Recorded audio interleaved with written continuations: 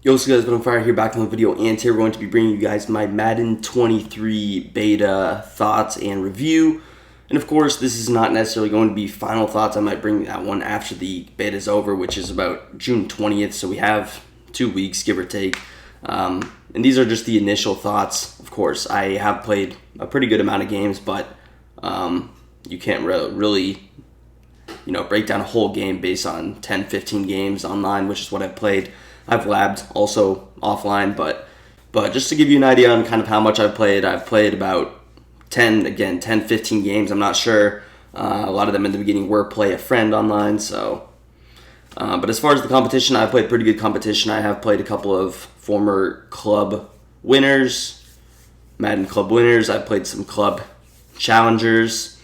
So I've played some pretty good competition. I've also played lower level competition. So I kind of have the idea on a skill gap, all that stuff. But we're going to start out right from the top. And I did label each of these bullet points as both a positive and a negative. And we're going to start out with a big positive. And this is going to be the player movement. The player movement is significantly better, way smoother. The acceleration feels a lot more realistic. You don't have guys like Tyreek Hill running super slow when they catch the ball on a kick return. So it feels a lot better in that regard. Things like juke moves, spin moves look a lot better. They feel a lot smoother. And overall, it just feels more like Madden than this year, Madden 22. I don't know about you guys, but that did not feel like Madden to me. That felt like Madden Mobile. I don't even know what you could call it. But player movement's definitely a huge positive. Just across the board. You can do things like stop and go now, actually, which is pretty nice, and you're actually able to kind of control where you're going, and your players will kind of react how you actually move your stick, which is what you want. And I'll throw in a small piece here. The players do look a little bit different. I'm not sure if they're intended to look like this, but they almost look like Madden Mobile characters. Obviously, they look a little bit better. The graphics are way better than Madden Mobile, but just kind of that base look of it. It looks like a Madden Mobile character. I don't know if that was intentional, but it is something different. So the players do look different. Next up, we got pass rush, which is going to be my biggest negative. If you guys know me, if you watch my videos, you know that I am a big-time passer. I love to throw the ball 30 times a game, make adjustments. I think it's the funnest part of the game is being on offense, creating route combinations to beat some of the best defensive adjustments and defenses in the game. So that's what I do. Now, the pass rush in this game just absolutely needs I feel weird saying this, but almost an entire overhaul because there's so many problems with it. Starting from the top, let's just start from the middle of your pass rush, which is going to be your nose tackle, your D tackle. If you have any kind of a power rusher, these include guys, examples of who I've played. Get it, guys like Kenny Clark, guys like Derek Brown on Carolina, super strong, Fletcher Cox, Chris Jones, some of the best interior D linemen in the game. They absolutely cause so much havoc that you cannot step up or sit comfortably in the pocket. And this does not include a single team. It includes a double team. This does not include a regular rated center. This includes centers that have abilities as well. Guys like Rodney Hudson that I have used, and it just does not matter. The pushback is crazy. You will see certain animations where either A, the D tackle will just straight up push them down, B, they will straight up push them away and then get to your quarterback, and overall it's just such a pain. Moving on, you got your exterior D linemen, which are going to be your edge rushers. These guys are super frustrating to play against. Any kind of a good edge rusher, it doesn't matter. Oh, also Aaron Donald is a guy I played against, and he's unstoppable. I literally played that game against the CPU, and I could not block him to save my life. But exterior D linemen, super good. Guys like Joey Bosa are absolutely crazy in this game. Other guys, Khalil Mack, I played against him. He was really, really good. Thankfully, I didn't face many other good edge rushers. Von Miller I faced, he's really good. But the abilities go absolutely crazy. It's almost instant sheds from the outside. And it doesn't necessarily even have to be guys with abilities. I've seen some other mid-rated guys get really good animations off the ball, and it is super difficult to scramble out of the pocket against some of those guys. So I really dislike those. The edge threat ability is absolutely insane in this game, and you really do not have any time at all to throw the ball. If you send 5 out or even 4 out, you don't have any time to throw the ball really against good pass rushers. And they don't even have to blitz. They can send 4, and then you Add the fact that they maybe blitz a fifth guy, and it's super difficult to get rid of the ball, and overall just read the field. So I would expect to see a lot of man blitzing or man coverage with a combination of some zones if you have really good pass rushers, but expect to see a lot of good pass rushers if nothing is fixed.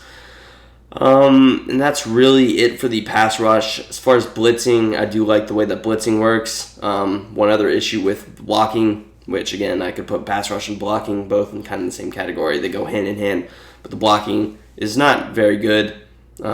Specifically with the way that running backs pick up free rushers. If it's an edge rusher and you try to double team the inside guy so you can get a little cut block and roll out. I've tried that before. And Khalil Mack, guess what he did? He just jumped straight over me. Leonard Floyd either jumped straight over me or pushed my running back to the ground. So, not very good. Moving on, we got zone coverage, which is going to be a plus. Now, personally, this game, I should have explained it a little bit better in the beginning, but it's going to be a defensive game. Offense is going to be the more difficult side of the ball this year. It is difficult to move the ball effectively, especially if you're facing someone who knows what they're doing. When you face a pro player, you are going to struggle to move the ball, especially if you're trying out new formations. I ran into a pro, and I was trying out an under center formation, trying out running the ball, a combination of running and passing, and I could barely move an inch.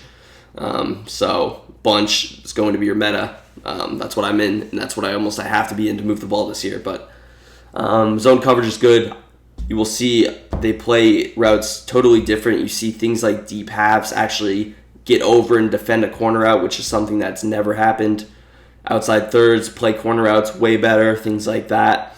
And overall, just the zones. I don't really like the way the hook curls or vert hooks play, but outside zones seems to play a lot better, a lot more realistic. And I just think that's a dub. I would rather play a defensive game personally, so I enjoy this kind of stuff rather than an offensive game, because in an offensive game, you have bums who can just throw a streak. Literally in Madden 22, next gen, a streak beat cover 3, cover 2, cover 4, cover 1, cover 6, every single coverage in the game. So zone coverage is a dub. Next up, we got pass breakups, specifically more interceptions. The pass breakups are very good this year. I like the way that they play.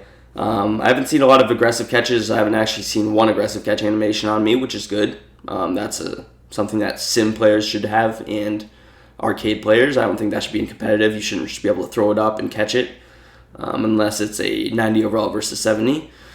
The interceptions, I have dropped only a couple of interceptions, which is good.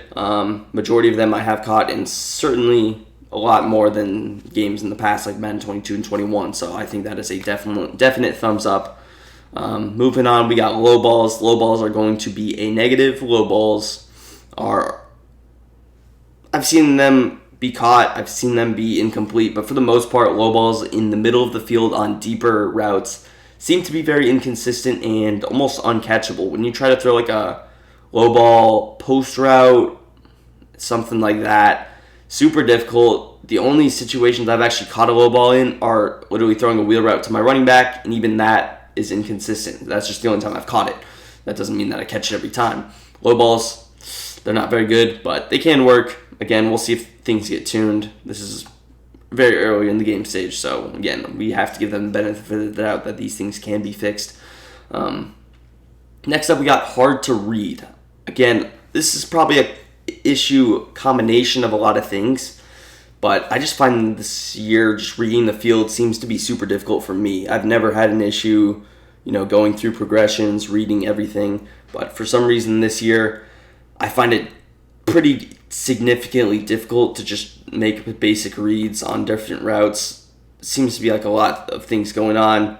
There is something weird that happens when someone has like a pass rush ability where something just lights up on the field, which is not good. And then also part of that can be the fact that you have your big tag going across. So again, that's a smaller issue, but and I'm sure it won't be as big of an issue in the actual game, but it does seem harder to read. And again, I'm not sure if you guys do have the beta. Make sure you leave your thoughts on all of these, factors that I listed. Let me know what you think of each one, if you agree, if you disagree, or any other extra things you have. I would love to talk about it. Next up, we got abilities. Abilities seem very, and this kind of goes with the pass rush, but abilities do seem a lot one-sided. I find myself A lot of the defensive abilities just make such a bigger difference on the game than the offensive ones. And again, really the only offensive abilities I've even seen like make a difference at all are literally just Gunslinger, Pass Lead Elite. Nothing else I've really even noticed on the football field. Again, you have some of the hot route abilities; those can make a difference. Those are ones, again, they don't add anything to the game other than giving you extra routes. But as far as any of the performance abilities, I haven't noticed any of them offensively, defensively.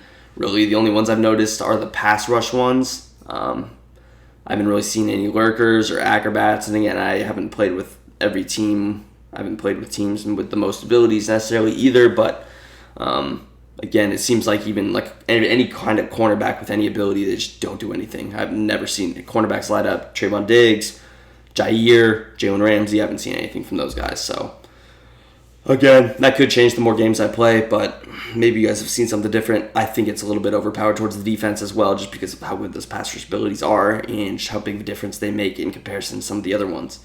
The last thing is going to be the limitation in your formations. Defensively, you are able to be more free, given that it is a defensive game, kind of the way offense was this year. You could use more offensive formations because it was an offensive-based game.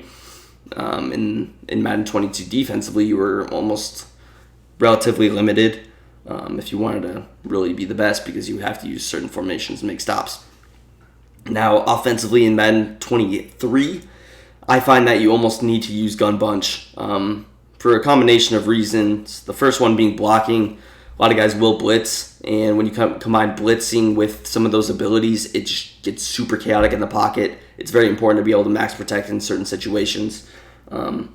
So I will say bunch is going to be your most popular formation. Bunch tight end, not a bad one either, of course.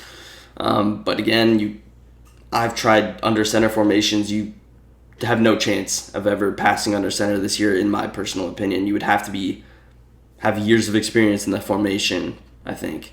As far as running the ball is decent, but anytime they go to a run defensive formation, you're going to be locked up, and then they can just play like a press man against your under center formation, which kind of stacks everything depending on the run formation. Usually the best run formations under center are going to be compressed. So they just man press you. You have a heavy box, and then you can't run the ball, and then you try to pass the ball, and they blitz you, and you can't really do anything because you get one-on-ones, and then Fletcher Cox shoves your center down, and your running back doesn't pick anybody up, things like that. So I would never, ever go under center again. I don't even think I will try it out maybe the rest of the beta. But, yeah, limited and bunch. Things like trips can be decent. I like having my guys in the same area because I have mentioned that it was harder to kind of read the field. Again, I don't know if that's a universal issue, if that's just me, but that was kind of my thought process, and having so many guys. And again, trips isn't necessarily super spread, but it's not like a gun spread, but there are people in different areas, and it is a little bit difficult to read for me, so I like having bunch. Bunch is my favorite right now, so that's going to do it for the video. If you guys enjoyed, again, let me know down below in the comments what you want to see next. Any other videos with the beta, let me know. And that's going to do it for me, and peace. I'm out of here.